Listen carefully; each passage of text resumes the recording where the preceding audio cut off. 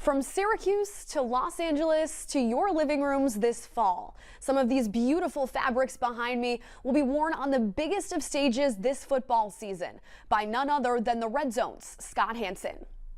Yeah, guys, the postseason's still a couple of weeks away, but this already feels like a playoff atmosphere here tonight in DeWitt. It's the battle of the unbeatens. Both CBA and Liverpool, an undefeated 6-0 headed into this game, and this is one that's going to have major implications on those playoff seedings.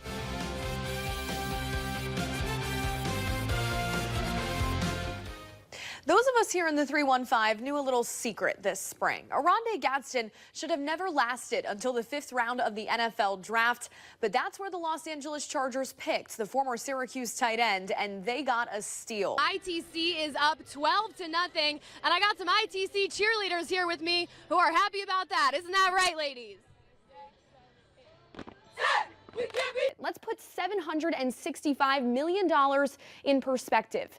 It's $4 million more than the career earnings of Tom Brady and LeBron James combined. But wait, there's more. If Soto decides to not opt out after 5 years, he gets a raise. Start spreading the news, as Frank Sinatra would say, because it was all New York here in the men's lacrosse NCAA quarterfinals. Syracuse and Cornell both punched their ticket to championship weekend, ending a long drought for the Orange, who are headed back to the Final Four for the first time since 2013.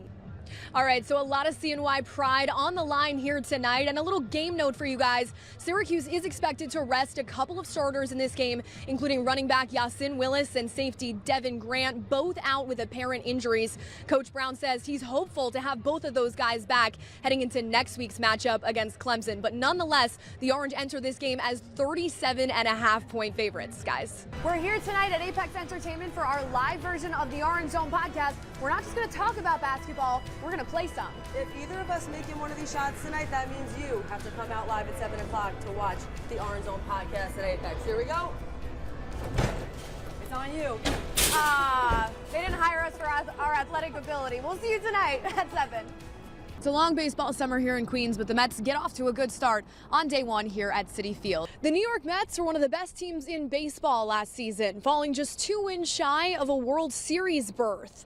On opening day, down on the farm here in Syracuse, the organization's top talent was on display at the AAA level. So within the day, Sam, you're already seeing the impact of Kyan Anthony coming to Syracuse. And I think it was important that both Carmelo Anthony and his wife Lala Anthony said on the podcast during Kyan's commitment that this was a decision that they really tried not to influence. This was a Kyan and Kyan only choice. One of the ACC games of the year here tonight in Pittsburgh, from the Salt City to the Steel City. A bit of an update here for you, Michael. We have seen Trevor Pena going through early warm-ups, Kyle McCord's top receiver, so there is a chance we see him out on the field tonight. But when we asked Fran Brown after the game, as for what his favorite moment was this season, he said it was the little things, the practices, the moments with the players in the locker room, and more than anything, ending off this season, his first season as a head coach, on a high note. Here from San Diego at Snapdragon Stadium, I'm Ashley Wenskoski. That's Samantha Croston. Thanks for joining us for sports. In the Bronx this afternoon, the first-place Yankees were looking for a series win over the last-place A's. Welcome into sports. I'm Ashley Wenskoski. The Bombers' bats woke up in a big way after a 3-hit performance on Saturday. Marcus Stroman returning to the mound for the Yanks after missing about 2.5 months with a knee injury. Old friend Luis Severino on the bump for the A's, and Jazz Chisholm Jr. didn't waste any time. First pitch of the at-bat leaves the ballpark. Yankees get an early lead, and it was the start of quite a day for Chisholm. Bottom of the third, he follows it up with a bases-clearing triple to make it 4-0 Yanks.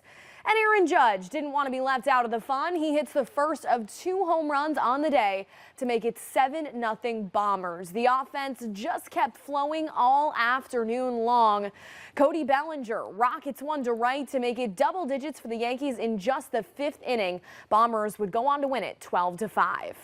As for the Mets, I'm not even going to take you through this one. It was another disaster of a day in the house of horrors that is PNC Park for this team. There's one stat that tells you all you need to know about this weekend series, and it's that the last place Pirates outscored the Mets 30-4, which is good for the most lopsided 3-game series defeat in Mets history. Syracuse University is one of just 2 schools in the country to have a black head coach leading its football team, its men's basketball team and its women's basketball team.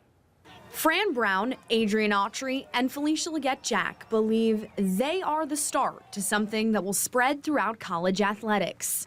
It's a familiar place for Syracuse to be. I mean, I think if you look at it and you go back into history here at Syracuse, it's been going on for a long time, right? Starting with Jim Brown and players such in that days, Ernie Davis. I think a lot of it actually started here at Syracuse University. So you have to understand and know about the past in order to be able to dominate the present to make a better future. The rich history of Syracuse athletics is one that can't be told without the black athletes who broke down barriers in the past. From Jim Brown and Ernie Davis to Floyd Little and Donovan McNabb. FLJ herself becoming Coach Jack to the legendary Deasia Fair.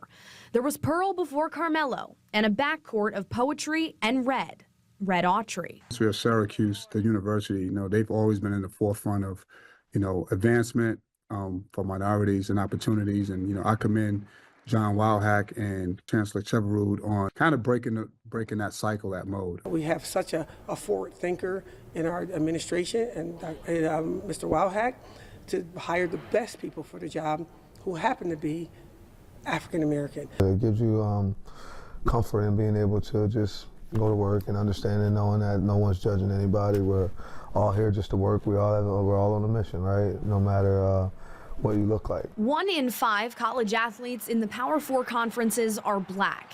Fewer than 1 in 7 college head coaches are black.